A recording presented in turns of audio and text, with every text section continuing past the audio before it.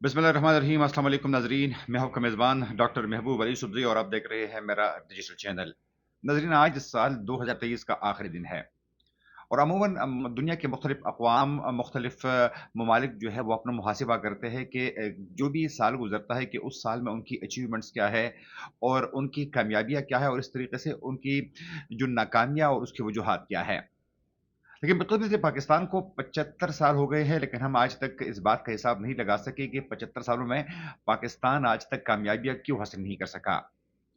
अगर हमने थोड़ी बहुत कामयाबी हासिल भी की है, तो उसकी वजूहात क्या है? और अब तक जो हमारे पड़ोसी ममालिक हैं, जिसमें हिंदुस्तान, चाइना, बांग्लादेश, इन तमाम ममालिक ने अगर बहुत ज़्यादा तरक्की की है, तो उसकी वजूहात क्या थी और पाकिस्तान इन ममालिक से पीछे क्यों रह गया है?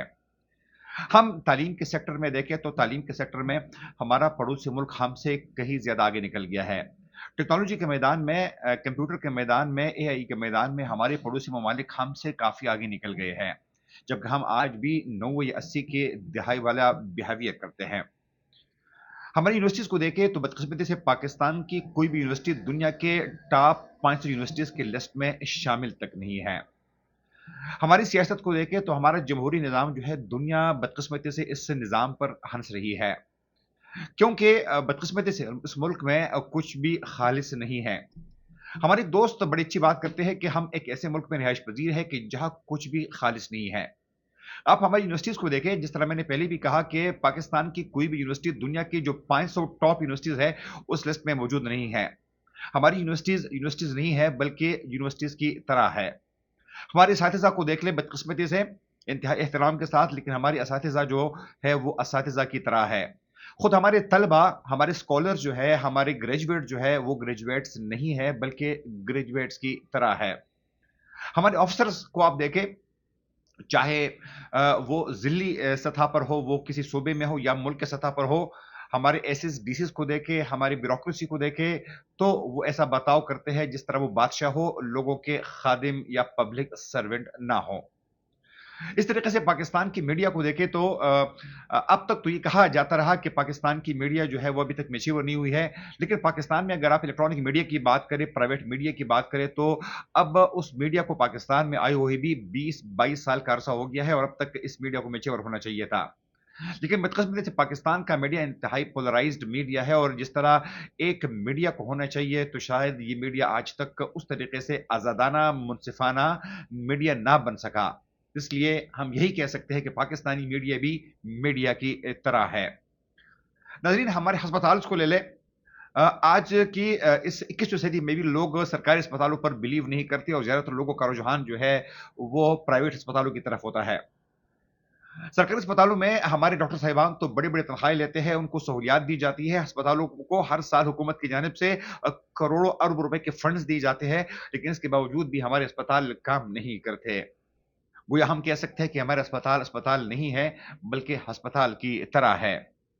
इस तरीके से नाज़रीन, हमारे कम्युनिकेशन का निज़ाम देख लें। आप इस वक़्त देख लें कि पाकिस्तान एयरलाइन पीए के ज़माने में तमाम दुनिया के लिए एक रोल मॉडल हुआ करती थी।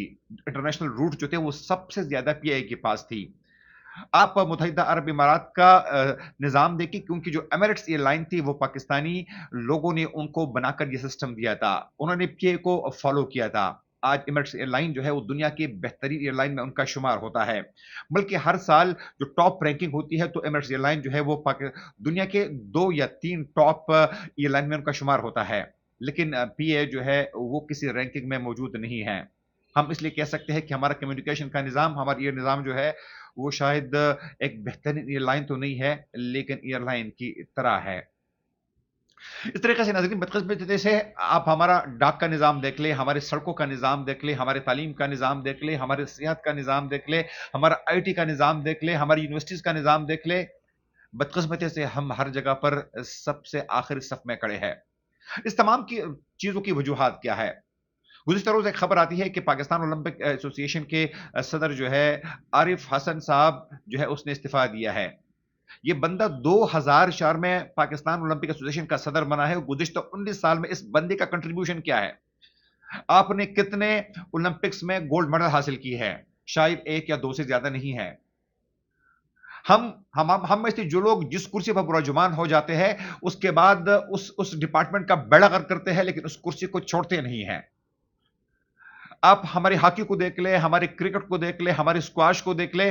کسی زمانے میں پاکستان کئی گیمز میں چیمپئن ہوا کرتا تھا، لیکن آج صورتحال یہ ہے کہ پاکستان کسی بھی گیم میں دنیا کے لیے متاثر کن کارکردگی نہیں دکھا پا رہا.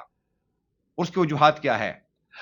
پوری دنیا آج خواتین کو ایکول رائٹس دینے کے بارے میں بات کر رہی ہے، ان کو ہر فیلڈ میں شامل کر رہی ہے، لیکن بدقسمتی سے آج بھی پاکستان کی خواتین جو ہے وہ نہ صرف دنیا میں بلکہ اس ریجن میں سب سے زیادہ جو کم مواقع دی جاتے ہیں وہ شاید صرف افغانستان پاکستان سے نیچے ہے. باقی پاکستان کی پرفارمنس سب سے زیادہ لو ہے.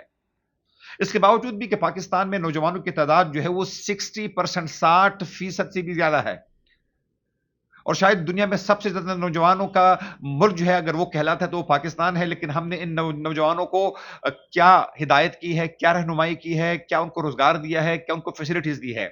بدقسمتی سے ہمارے نوجوان جو ہے وہ باہر ممالک جا رہے ہیں، ان ممالک کی خدمت کرنے میں مصروف ہے، لیکن خود اپنے ممالک میں ان کی سروسز ایز سچ نہیں ہے جس طرح کی ہونی چاہیے.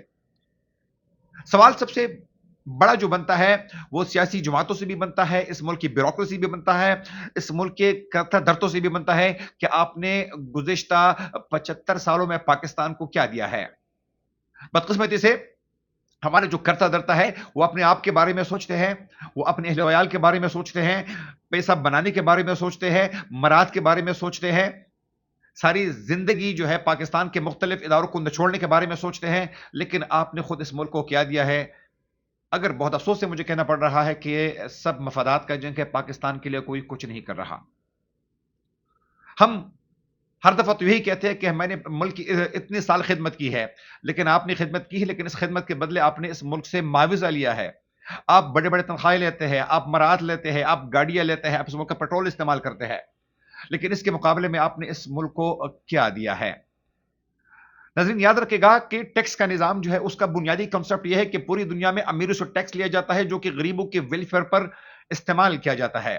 لیکن پاکستان میں ٹیکس کا نظام بھی بس ٹیکس کی طرح ہی ہے. یہاں پر ٹیکس غریبوں سے لیا جاتا ہے اور امیروں کے ویلفیئر پر خرچ کیا جاتا ہے.